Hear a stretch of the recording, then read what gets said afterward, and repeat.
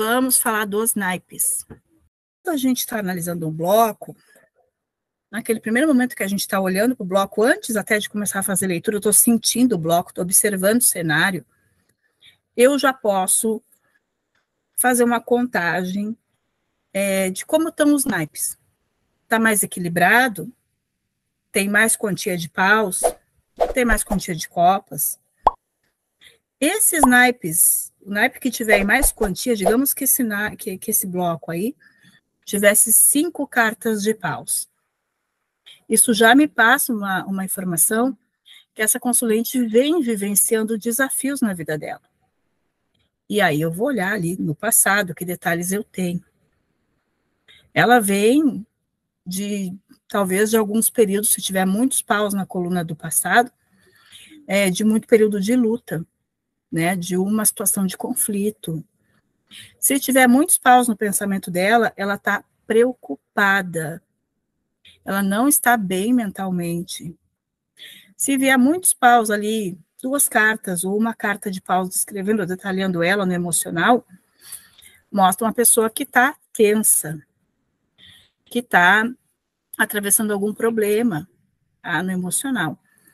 Se eu tenho paus na casa 9 ou na casa 8, muita dificuldade de realização, tá?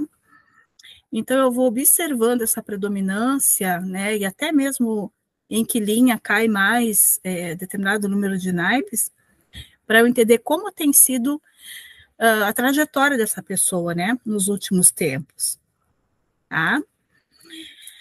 E digamos que eu joguei aí, caiu 5 cartas de paus e 3 cartas de copas. Essa pessoa está tendo muitas dificuldades também no dia a dia, em conseguir se relacionar, porque Copas vai falar disso também. Está atravessando desafios emocionais, né? A rotina dela está pesada, tá? E o que está faltando aí? Vai estar faltando espadas e ouros. Então, o que isso diz? Os naipes faltantes também nos passam mensagem. Está dizendo que está faltando ela trazer para a vida dela mais leveza, talvez procurar se divertir, está tão pesada a rotina, com tantos paus, talvez tantas obrigações, que ela não tem tempo mais de se divertir. Espadas. Está dizendo que está faltando para ela um planejamento, que ela tem que sair para espairecer, né, a cabeça, se dar um tempo. Espadas faltando. Falta de ouros, aquela pessoa que não está segura, né? Ainda mais se tem paus e copas, que copas fala de segurança. Então, também tem muita insegurança. Que não tem conseguido concretizar as coisas, né? Porque não tem ouros, né? Ela não consegue realizar, não consegue concretizar. Que ela está precisando fazer algumas concessões, alguns tipos de negociações, né? Seja com as pessoas, com o chefe, com o ambiente, na relação, tá? É o que os naipes faltantes vão nos informar, tá? E, além disso, em linha, eu não uso, gurias, tá? Mas em bloco e na mesa, as cartas repetidas dão mais informações, tá? O que são cartas repetidas? Digamos que sai 2 rainhas, 2 rainhas nesse bloco. Isso está nos passando uma informação. A posição que está as rainhas também. 2 rainhas acima do consulente. O consulente é minha carta tema. Digamos que sai 2 rainhas na linha de cima. Isso está falando que tem pessoas próximas da consulente que criticam, que julgam, que apontam o dedo ou que de alguma forma oprime ela, a consulente. Digamos que eu tenho 2 rainhas abaixo. Isso está me dando uma informação que essa pessoa, por mais que ela passe problemas, ela tem pessoas, né? Ou uma pessoa que é suporte, ela sabe onde procurar o porto dela, aonde pedir colo, ela tem quem defenda, tá?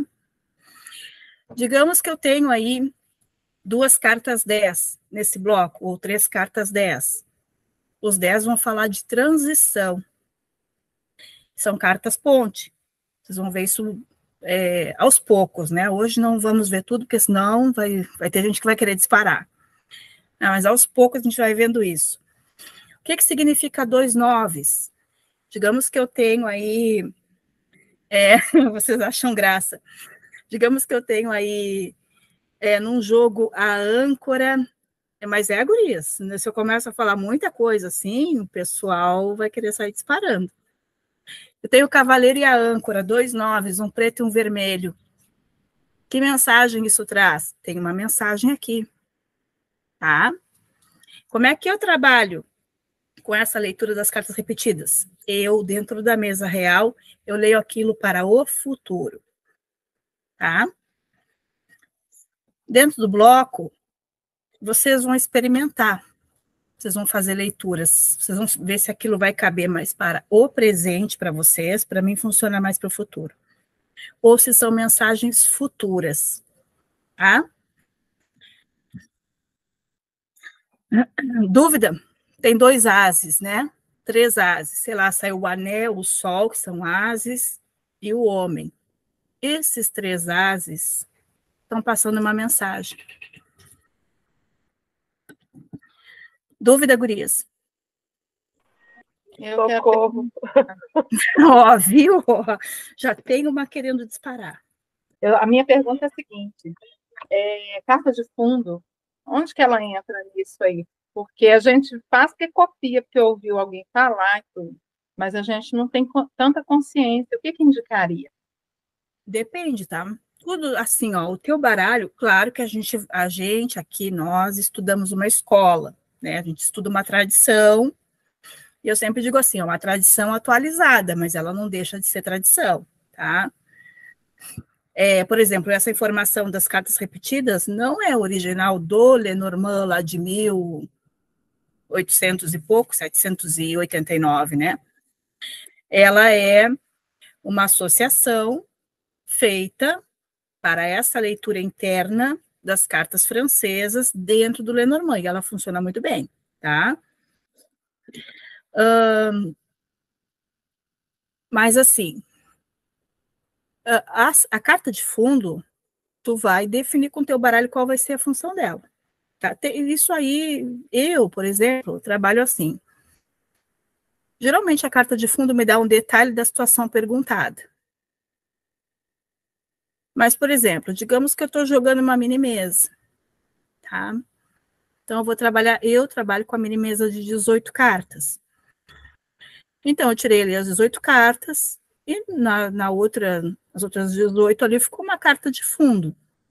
Geralmente eu vou olhar aquilo ali como uma situação que algo que o consulente está desperdiçando, não está aproveitando, não está usando, né, para a vida dele. Tá? Geralmente eu olho assim. Às vezes eu olho como detalhe, isso eu combino com o meu baralho ali na hora. Tá? E às vezes eu não levo em consideração a carta de fundo. Então são coisas que tu pode ir com o teu baralho combinando, tá? Qual vai ser a função.